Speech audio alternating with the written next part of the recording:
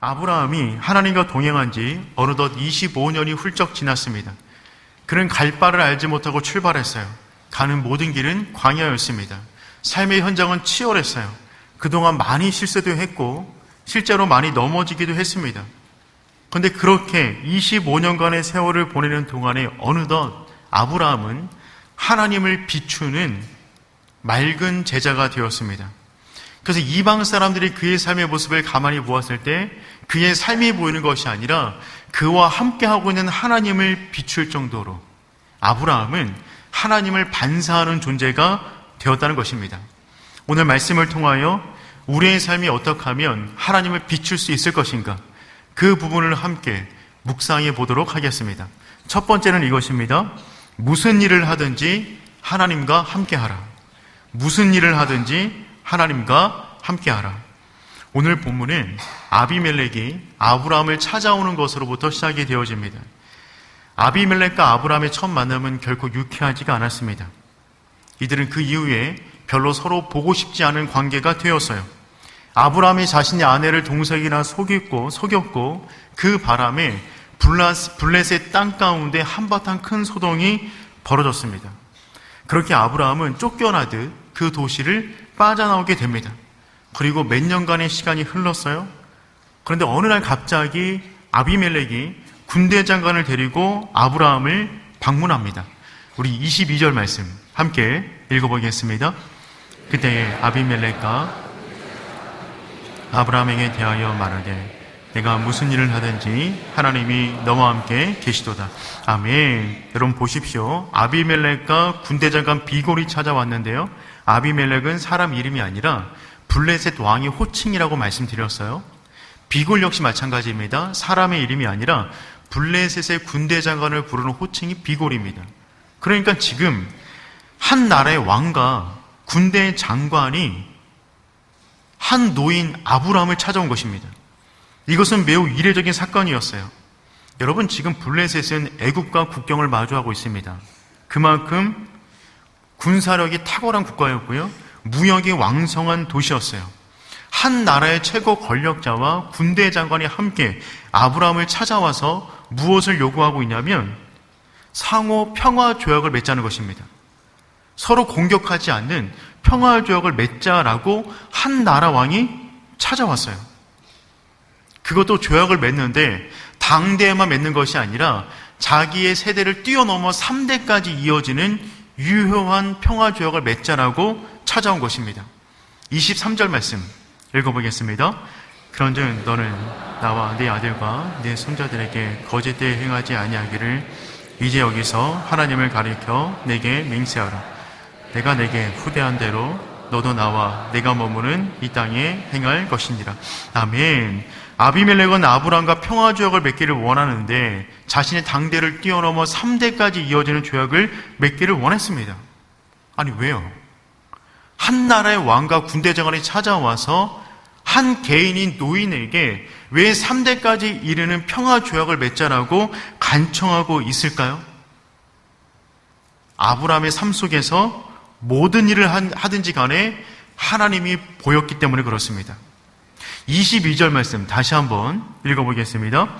그때에 아비멜렉과 그 군대 장관 비골이 아브라함에게 대하여 말하 이르되 내가 무슨 일을 하든지 하나님이 너와 함께 계시도다. 아멘. 내가 무슨 일을 하든지 하나님이 너와 함께 계시도다. 여러분, 이 고백은요 정말 놀라운 고백이 아닐 수 없습니다. 아브라함이 한 말이 아니에요. 내가 무슨 일을 하든지 간에 하나님과 함께하고 있습니다.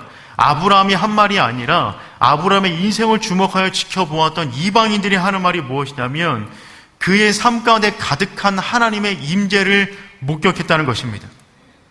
25년간의 끊임없는 연단의 시간을 통하여 아브라함은 어느덧 하나님을 비추는 깨끗한 영혼의 사람으로 변화가 된 것입니다. 여러분, 살아가면서 우리가 이와 같은 평가를 받을 수만 있다면 이것보다 더욱더 복된 삶이 어떤 삶이 있겠습니까? 우리의 삶을 통하여 누군가가 말을 하는데 당신이 하는 모든 일을 통하여 하나님이 보여집니다. 아브라함은 세상의 관점으로 이해가 되지 않는 사람이었어요. 이해가 됩니까? 75세에 아들 낳겠다고 고향을 떠납니다. 25년 동안 아이를 못 낳았어요. 100세에 아들을 낳았어요. 그 이후에 또 다른 아들을 내어 보냅니다. 이 모든 것들은 세상의 공식으로는 이해가 되지 않는 거였어요. 그런데 세상의 관점에서 이해가 되지 않는 그 사람에게 한 가지 조건을 껴넣기 시작하면 모든 것이 이해되기 시작합니다. 그 조건은 무엇이냐면 하나님이 당신이 행하는 모든 일 가운데 함께 하십니다. 답이 없는 인생 가운데 하나님을 집어넣으면 해답을 보게 되는 것이죠. 그래서 아비멜렉은 고백할 수밖에 없었어요. 내가 하는 모든 일에 하나님이 함께 하시도다. 이 말을 원어적으로 보면 다음과 같은 의미가 있어요. 내가 하는 모든 일 속에 하나님께서 함께 하신다. 내가 하는 모든 일 속에 하나님께서 함께 하신다. 사랑하는 성도 여러분, 이 말이 세상이 우리를 바라보는 유일한 평가가 되기를 축복합니다. 세상이 우리를 향한 모습을 바라볼 때마다 답이 없을 수 있어요. 아니, 그렇게 예배한다고 문제가 풀린다고? 하나님 바라본다고 어떤 좋은 일이 생기겠어? 기도한다고 뭐 어떻게 된다고? 세상 사람들의 공식에 우리가 살아가는 방식은 답이 아니에요. 그런데 우리가 살아가는 모습을 가만히 보니까 평안한 거예요. 복이 임하는 거예요. 복의 통로로 살아가는 것입니다. 그럴 때 그들이 우리가 사는 인생을 바라볼 때 유일하게 내릴 수 있는 그 결론이 무엇이냐면 하나님이 당신과 함께 하십니다. 이 고백이 우리가 이 땅을 살아가는 그날 동안에 받을 수 있는 세상의 평가가 되기를 축복합니다. 여기서 우리에게 굉장히 중요한 사실이 있어요. 그것은 무엇이냐면 세상은 우리를 주목하고 있다는 것입니다. 아브라함의 인생을 아비멜렉이 끊임없이 주목해 보았습니다. 그리고 내린 결론이 하나님이 너와 함께하고 있다라는 고백이었어요. 지금도 우리 주변에 수많은 아비멜렉이 우리를 주목하여 보고 있어요. 우리는 우리만의 인생으로 끝나지 않습니다. 우리의 인생은 반드시 하나님과 직접적으로 연결되어 있어요. 우리는 창이에요. 하나님을 보여주는 창입니다. 그 창이 더러우면 보여지는 바깥 세상이 더러운 겁니다. 그 창이 왜곡되어 있으면 그 창을 통하여 보여지는 바깥 세상은 왜곡되어져 있는 거예요. 그 창이 깨져 있으면 그 창 너머에 있는 것 별로 보고 싶지가 않아요. 그러므로 사랑하는 성도 여러분, 우리가 살아가는 모든 날 동안에 나와 하나님이 함께하고 있다. 나의 인생은 나로 끝나는 것이 아니라 하나님을 비출 것이다 라고 하는 거룩한, 높은, 깊은 사명감을 안고 살아갈 수 있는 저와 여러분 되기를 축복합니다. 성도의 최고의 권위는 가진 소유에서 나오지 않아요. 많이 가졌다고 하여서 그 사람의 권위가 세워지는 건 아닙니다. 성도의 진짜 권위는 존재감에서 나와요. 하나님과 함께하는 사람이다. 가진 것과 상관없어요. 그 사람은 하나님과 함께한다. 그 사람이 행하는 모든 일 가운데 하나님이 보이고 있다. 그 사실에서 성도의 존재감이 나타나는 것입니다.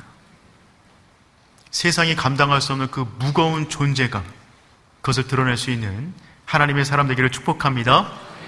두 번째, 하나님 앞에서 갈등을 해결해야 합니다. 모든 일 가운데 하나님을 비추기를 원한다면 우리 삶 가운데 벌어지는 모든 갈등 역시 하나님 앞에서 해결해야 되는 것입니다.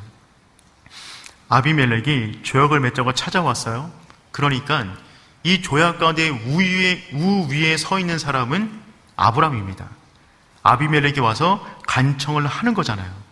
그런데 이때 아브라함은요, 갑자기 우물 이야기를 꺼냅니다.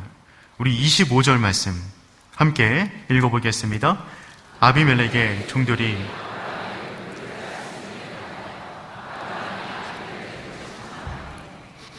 일전에 어떤 일이 있었냐면 아브라함이 우물을 팠는데 그 우물을 아비멜렉의 부하들이 와서 빼앗아 버렸습니다.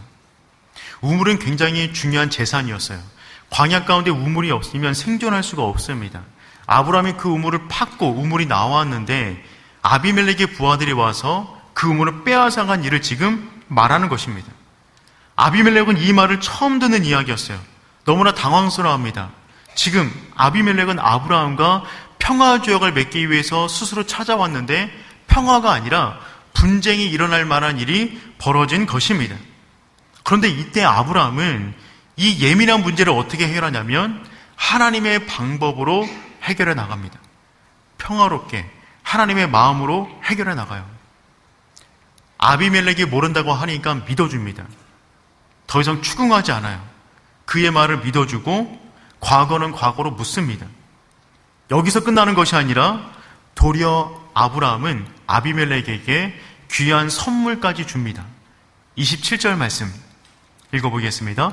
아브라함이 소를 가져다가 아비멜렉에게 주고 두 사람이 서로 언약을 세우니라. 아멘. 조약을 맺자고 아비멜렉이 먼저 찾아왔어요. 우물을 빼앗긴 사람은 아브라함입니다. 그러니까 조약을 맺기를 원한다면 누가 누구에게 무엇을 주어야 할까요? 아비멜렉이 아브라함에게 무엇인가를 주고 그 다음에 조약을 맺는 것이 맞을 겁니다. 그런데 아브라함의 살아가는 모습은 달라요. 그가 하는 모든 일 가운데 하나님을 비춥니다. 그는 자기가 도리어 아비멜렉에게 소와 양을 줍니다. 그러니 당연히 받아야 할 것을 받은 사람은 감사할 마음이 없어요. 그런데 내가 무언가를 줘야 되는데 도리어 내가 받은 사람은요, 감동이 몰려오는 것입니다. 그 마음이 무너질 수밖에 없는 것이죠. 이 순간에 아브라함은 지금 복의 통로로 그 땅 가운데 서 있는 거예요. 너는 복이 될지라 라는 약속을 주셨는데 아브라함은 정말 복다운 모습으로 그 자리 가운데 서 있는 겁니다. 그리고 이제 언약을 맺어요. 그런데 언약을 맺을 때도 아브라함은 아비멜렉에게 선물을 줘요. 28절부터 30절까지 말씀 우리 한번 읽어보겠습니다. 아브라함이 7 암양 새끼를 따로 놓으니 아비멜렉이 아브라함에게 이르되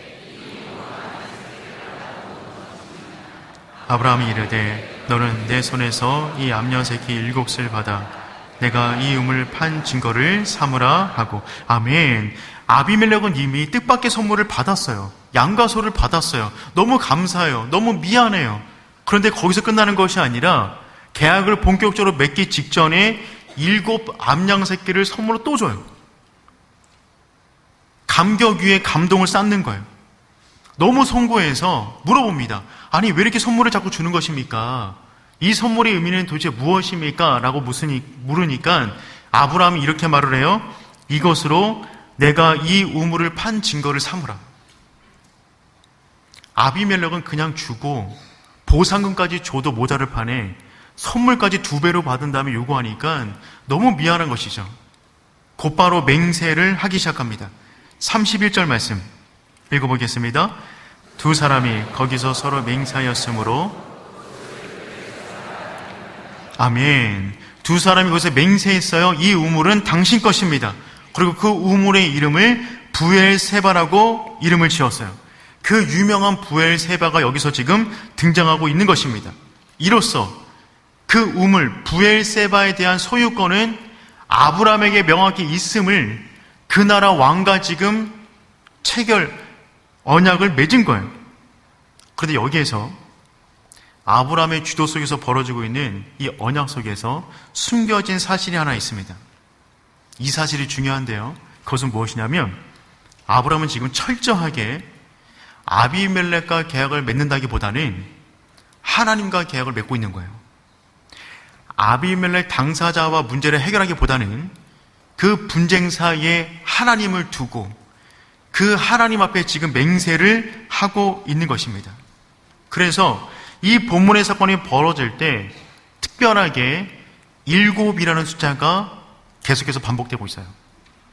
여러분 7이라는 숫자는 성경 가운데 완전수이고 하나님의 성실하심을 대표하는 숫자입니다. 아브라함은 의도적으로 지금 이 가운데 7이라는 숫자를 계속해서 깔고 있어요. 정리해보면 오늘 긴 본문 가운데 아브라함과 아비멜렉의 이름이 정확히 7번씩 등장합니다. 오늘 집에 가셔서 한번 천천히 읽어보세요. 본문 가운데 아브라함과 아비멜렉의 이름이 정확히 7번씩 사용돼요. 그리고 아브라함이 아비멜렉에게 준 암양 새끼가 몇 마리였죠? 7마리입니다. 7이에요. 그러니까 지금 어떤 일이 벌어지고 있는 것이냐면 계약의 당사자가 되는 사람들의 이름이 7번, 계약의 제물이 되는 짐승이 7마리, 그 7이라는 완전한 숫자를 가지고 와서 지금 아브라함은 아비멜렉과 함께 문제를 다룬다기보다는 그 사이에 하나님을 두고 하나님이 무엇을 원하실까를 그 관점을 가지고 지금 이 갈등의 문제를 해결해 나가고 있다는 겁니다. 그리고 그 우물의 이름을 부엘세바라고 지었어요. 부엘세바는 어떤 뜻이냐면 부엘은 우물이고요, 쉐바는 맹세하다 혹은 7이라는 뜻입니다. 쉐바가 7이에요. 그러니까 부엘세바라는 우물의 이름의 뜻은 무엇이냐면 7의 우물 혹은 맹세의 우물이 되는 것입니다. 아브라함은 아비멜렉이 모르겠지만 철저하게 지금 하나님 앞에서 이 계약들을 해나가고 있는 거예요. 더군다나 이 계약 이후에 아브라함은 그곳에 에셀나무를 심습니다. 우리 33절, 34절 말씀 한번 읽어보겠습니다. 아브라함은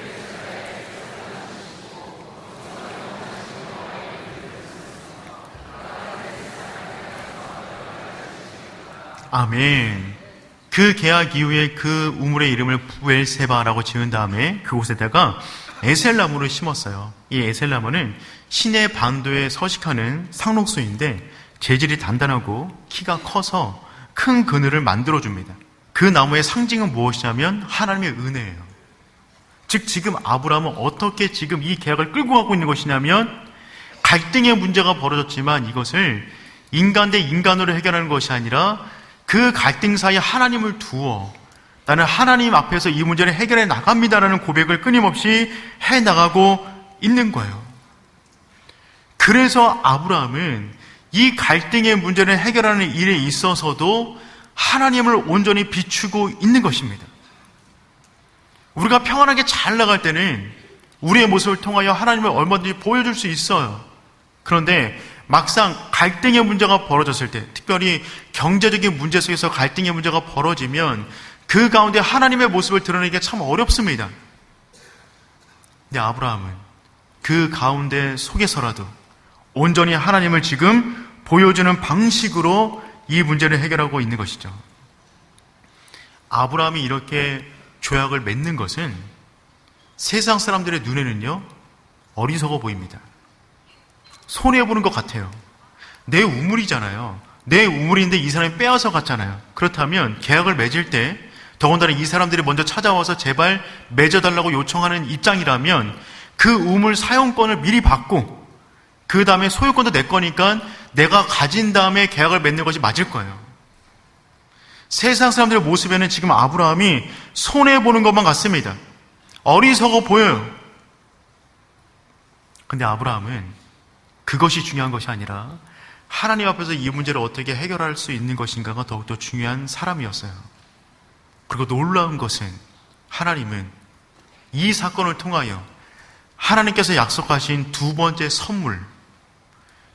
선물인 땅을 아브라함에게 주십니다.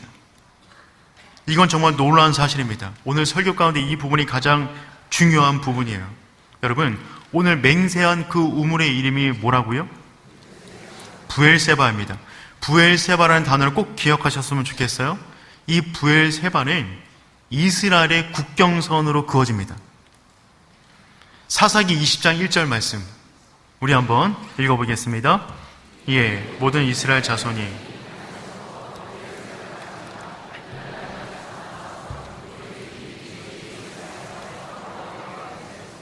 아멘. 사사기 20장을 보면 이스라엘 모든 자손이 단에서부터 부엘세바까지 온 사람이 함께 모였다고 말하고 있어요. 단에서부터 부엘세바까지 있는 사람들이 모였다는 말은 어떤 의미가 될까요? 지도를 한번 보겠습니다. 이스라엘의 국경선을 나타낸 것입니다. 최북단에 있는 도시는 무엇이냐면 단이에요. 이스라엘 지도에 있어서 지금도 그렇습니다. 최남단에 있는 곳은 어디냐면 부엘세바입니다. 단에서부터 부엘세바까지가 이스라엘 전체 땅이고 이 땅이 어떤 땅이냐면 하나님이 내가 너와 네 자손에게 반드시 주리라 라고 말씀하셨던 그 땅의 경계가 되는 것입니다. 그래서 성경 가운데 단에서부터 브엘세바까지라는 표현이 나오면 그 표현은 어떤 표현이냐면 이스라엘 전체를 말하는 거예요. 3장 20절 말씀 우리 한번 읽어보겠습니다. 단에서부터 브엘세바까지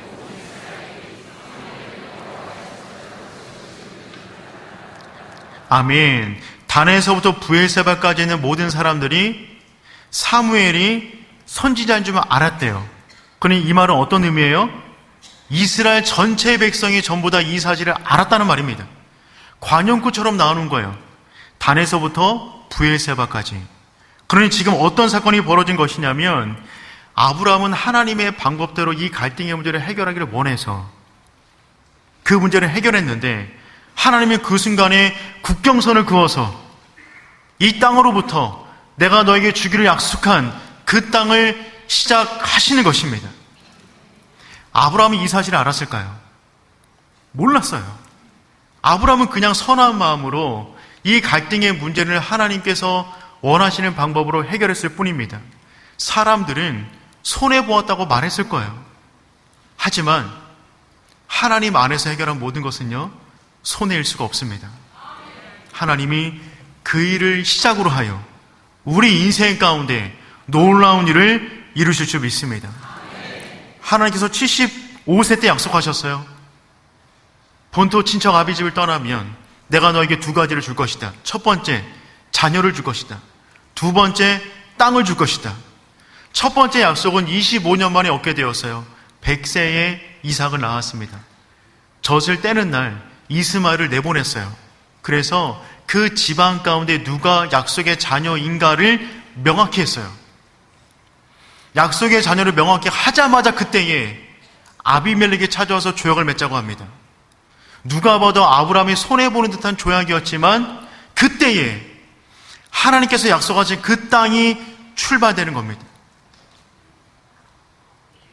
아브라함은 몰랐지만 하나님은 그 가운데 아브라함의 그 결단을 통하여 하나님이 약속하신 그 믿음의 자녀와 그 자녀가 살아갈 땅을 아브라함에게 주신 거예요. 사랑하는 성도 여러분, 우리가 살아가는 모든 날 동안에 하나님을 비출 수 있는 하나님의 자녀 되기를 축복합니다. 그것이 최고의 복이에요. 하나님을 비추는 인생을 살아갈 때 때로는 우리의 삶 가운데 손해보는 것처럼 느껴질 수도 있어요. 하지만 기억하십시오. 하나님의 이름으로 손해를 보았다고 한들 하나님이 그것을 손해로만 끝나게 하지 않으실 것입니다. 반드시 아름다운 일을 우리 가운데 이루실 줄 믿습니다. 말씀을 정리해 보겠습니다. 투박한 원석과 같았던 아브라함은 25년간의 연단의 시간을 통하여 복의 사람으로 변화되어져 갔어요. 최고의 복입니다. 그를 통하여 행하는 모든 일마다 하나님이 보여지는 거예요. 이것만큼 큰 복이 있을까요? 마치 의미 없어 보이는 돌덩이, 탄소덩이, 그 원석이 고 앞과 고 온에서 연단되었을 때 빛나는 다이아몬드가 되듯이 아브라함은 그렇게 서서히 보석 같은 믿음을 얻게 되는 것입니다. 그래서 이방 사람들이 그의 인생을 보더라도 그만 보이는 것이 아니라 그 속에서 함께하는 하나님이 함께 보여지는 것이죠. 사랑하는 성도 여러분, 지난 일주일 동안 우리의 삶을 통하여 무엇을 비치셨습니까? 무엇을 보여주셨어요? 우리를 통하여 또 다른 세상이 보여지는 것이 아니라 우리를 바라보는 모든 사람마다 하나님을 함께 볼 수 있기를 축복합니다.